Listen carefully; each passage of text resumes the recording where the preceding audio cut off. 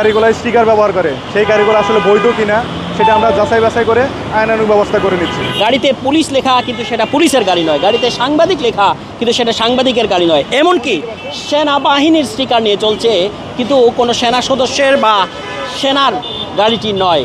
যে গাড়িগুলো স্টিকারে যথাযথ কোনো প্রমাণ দেখাতে পারতেছে না আমরা সেই সব গাড়ির বিরুদ্ধে ব্যবস্থা নিচ্ছি।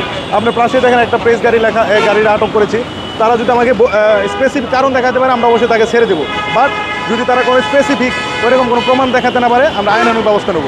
কারণ এই স্টিকার ব্যবহার করে অনেকেই অবৈধ, অনেকেও বিভিন্ন ধরনের অকাজ মানে আসলে অপরাধমূলক কাজ করতেছে, যেটা আমরা এখন অভিযান অব্যাহত থাকবে আমরা যাতে করে এই কোনো স্টিকার ব্যবহার করে কোনো অবৈধ বা কোনো অপরাধমূলক কাজ না করতে সেই অব্যাহত আমাদের থাকবে। একটা স্পেস লেখা গাড়িতে স্পেস লেখা ছিল, সেটার বিরুদ্ধে আমরা আইনানুগ ব্যবস্থা নিয়েছি।